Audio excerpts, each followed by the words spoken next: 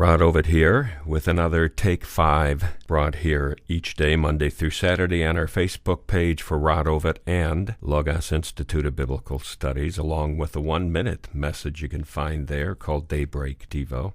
We really enjoy this. We enjoy coming and sitting down with you and just having a few minutes of time. And I trust that you will share these with others, that you'll spread the word around, that people can find just a few minutes each day. A few minutes of encouragement, of a meaty sandwich, something you can bite into, and it helps get us between Sundays. It's a long, hard week out there for us believers. We're living in a hostile environment, and it's good to bring these.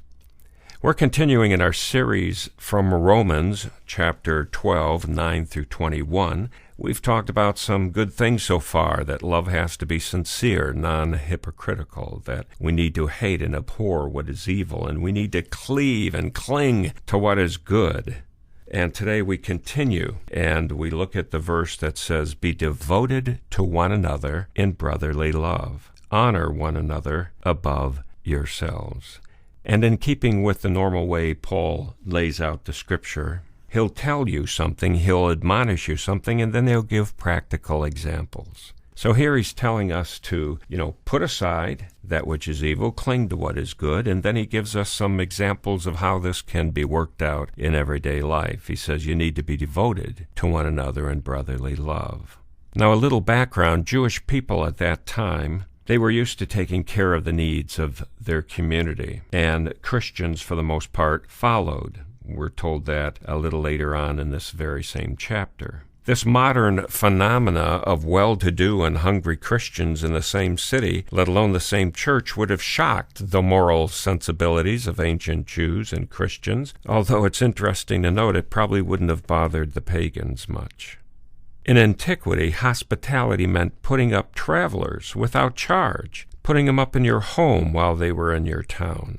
We see this displayed in the parable of Jesus and the man knocking at the door saying, "Give me 3 loaves," because it was late at night and he had to feed these strangers coming in. So he says, be devoted. Another translation would say, be kindly affectioned. And the word there is philostorgos. Basically is from the Greek word storge, which means to love in a familial way. It denotes particularly a natural affection, a sentiment innate and particular to brothers and sisters. This speaks of this natural family love. We as Christians are bound by a family tie. Paul uses this to define the character of which we as believers should dwell in. He uses here brotherly love, be affectionate, and he says in brotherly love, and he uses basically the word Philadelphia, from phileo, love, and adelphos, meaning brothers. Basically he says love the brethren in the faith as though you were brothers in blood.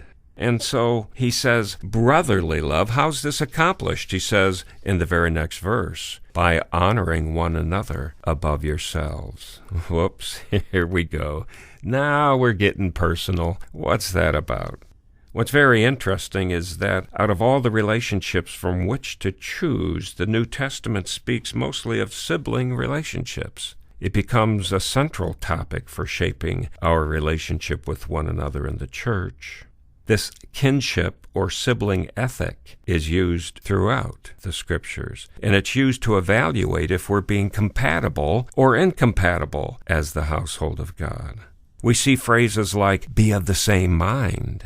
This doesn't mean that you agree with me in all points of doctrine, and then and only then we can be sisters and brothers. There's no prerequisite like that. He says, look, you're a fellow believer. I've got to love you.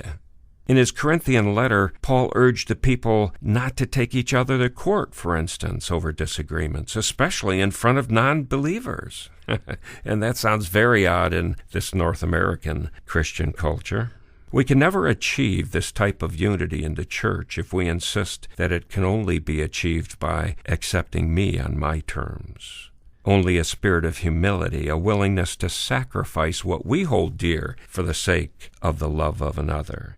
This willingness to die to self will contribute to restoring unity in the church where it's been breached.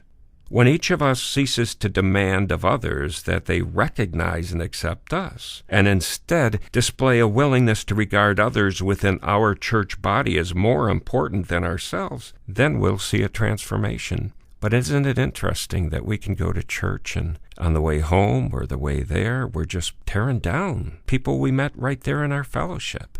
I know I've heard it happen. I've probably contributed to my shame. We need to really be in prayer about this. If we can't love those that we fellowship with, then where do we start? Think about these things. Pray that God would melt our hearts toward others, that we would be more understanding, that we would not be so thin-skinned. Pray this, then act upon it, and go out and have a great day.